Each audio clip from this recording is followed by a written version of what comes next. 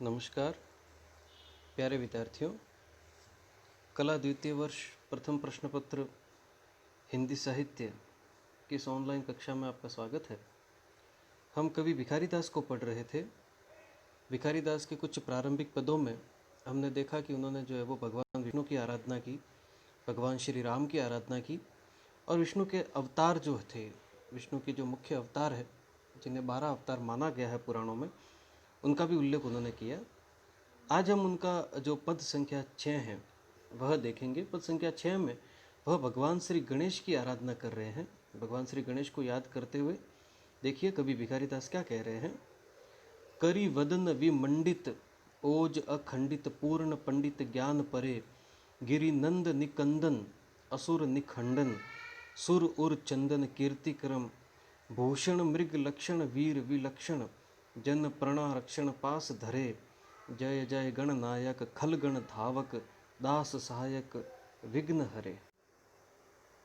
प्रस्तुत पद में भगवान श्री गणेश को याद करते हुए कवि भिखारी दास कह रहे हैं, करी वदन, करी का मतलब हाथी, वदन का मतलब मुख, विमंडित युक्त है, कि जिनका मुख हाथी के मुख के जैसा है या हाथी के मुख से युक्त है, सुशोभित है, सुंदर है।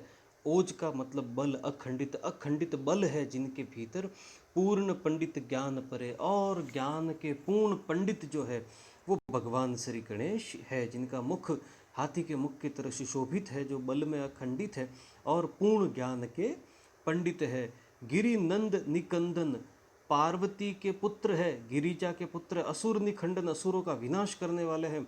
सुर उर चंदन कीर्तिक्रम, और जो सुर है या जो उनके भक्त है या जो सज्जन लोग हैं, उनके हृदय को चंदन की भांति शीतलता और कीर्ति से परिपूर्ण करने वाले हैं। भूषण मृग लक्षण वीर, सुंदरता में हिरण के समकक्ष है, सारे लक्षण उनके वीर के जैसे हैं और वीरता में वे विलक्षण हैं। जन प्रणा रक्षण पास धरे, और सारे लोगों की प्राणों की रक्षा करने का कार्य भगवान श्री गणेश करते हैं। जय जय गण नायक, सारे गणों के नायक है, सभी देवों में प्रथम है। कवि भिखारी दास कहते हैं कि मैं ऐसे गणेश की जय करता हूँ, जयकार करता हूँ। खल गण धावक, खल गणों के धावक है, दास सहायक विघ्न हरे। हे प्रभु, हे भगवान गणेश, यह भिखारी दास जो है वो आपके चरणों का दास है। आप जिस प्रकार संपूर्ण लोग सृष्टि के सभी लोगों के दुख दर्द दूर करते हैं, उसी प्रकार मेरे भी विघ्न को आप जो है वो दूर करना और मेरे ऊपर भी हम अपनी कृपा जो है वह बनाए रखना। तो इस पद में जो है वो कवि भिखारी दास जो है वो भगवान श्री गणेश को याद कर रहे हैं और अपना सर्वस्व जो है वो विघ्न हरने की प्रार्थना के साथ जो है वो उनके चरणों में समर्पित कर रहे हैं।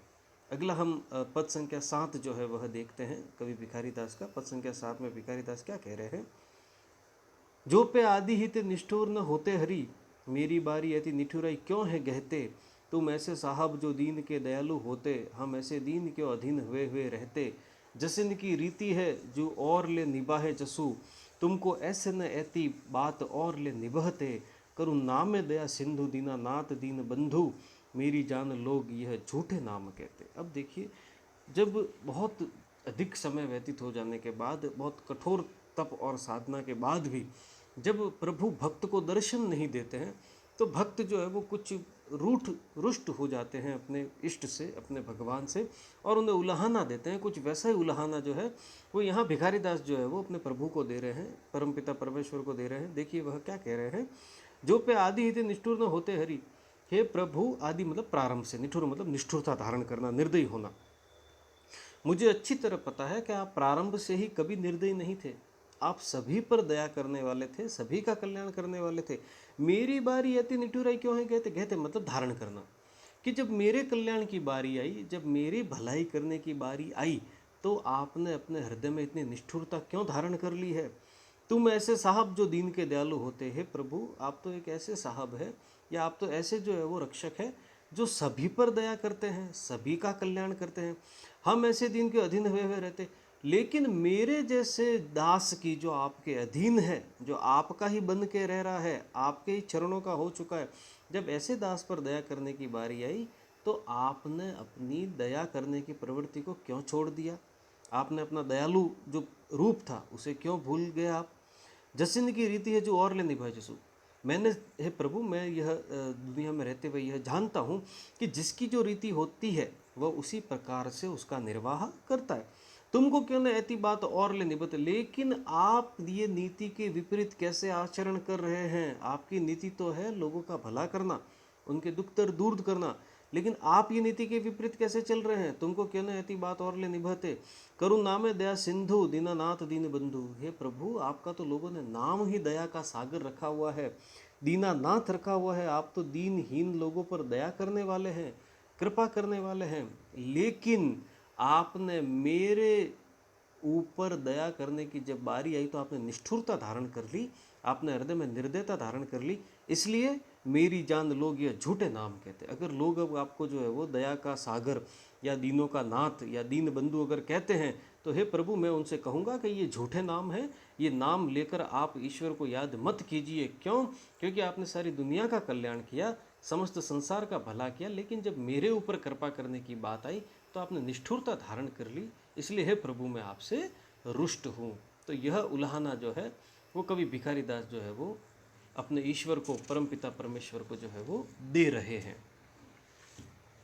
अगला पद देखते हैं हम, पद संख्या 8। इसमें भी कुछ ऐसी ही भावना, पूर्व प्रसंग की बात ही जो है वो देखिए। इसमें कवि भिखारी दास क्या कह रहे हैं। दारिद बिदारी जे की प्रभु को तलाश, तो हमारे यहाँ अंगन दारिद की खान है। अघ की सीकरी जो है न नज़र तिहारी, तो हो तन मन पूरन अधन राखे ठान है। दास निज संपत्ति जो साहब के कामू आवे, रीति हरखित पूर्व भाग अनुमान है। आपनी विपत्ति को हाजिर हो करत लखी, राबरे की विपत्ति विदारन की बान है। अब देखिए यहाँ पर जो है वो किस प्रकार जब भक्त विपत्ति में होता है, कष्ट में होता है, पीड़ा में होता है, दुख में होता है, तो कैसे अपने प्रभु को याद करता है। उसी भावना से ओतप्रोत होकर कवि भिखारी दास कह रहे हैं, दारिद बिदारी जी की प्रभु की तलाश। तो बिदारी जी मतलब दूर करना, दारिद मतलब दरिद्रता, जिसे हम गरीबी कह दें या अभाव कह दें जीवन के, बिल्कुल जो दरिद्र व्यक्ति होता है। तो कवि भिखारी दास प्रभु से कह रहे हैं, अपने ईश्वर से कह रहे हैं, परमपिता परमेश्वर से कह रहे हैं कि यदि प्रभु को दरिद्रता, गरीबी या दुर्भाग्य दूर करने का इतना ही जो है वो उन्हें आनंद आता है, या वे दूर करने की अगर इच्छा रखते हैं, या उन्हें दूर करना उनकी आदत है, तो उनको और कहीं भी तलाश करने की ज़रूरत नहीं है, ढूंढने की ज़रूरत नहीं है।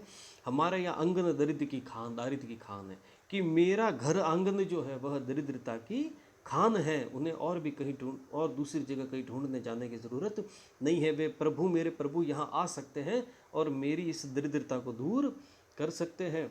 अग की सीकरी जो है न नज़र तिहारी, तो अगर इस पापी पर अभी तक भी तुम्हारी नज़र नहीं पड़ी है, हो तन मन पूर्ण अधन राखे ठान है, तो यह तन और यह मन अधर्म करते हुए भी, पाप करते हुए भी मैं ठाने रखूँगा, इससे जो है वो दूर नहीं जाऊंगा। हे प्रभु, अगर मेरे ऊपर अभी तक भी, अगर आपकी जो नज़र है वो मेरे जैसे पापी पर अभी तक भी नहीं पड़ी है, तो फिर मैं इस जो है वो अधर्म के तन और मन को ठाने रखूंगा, कहीं नहीं जाऊंगा।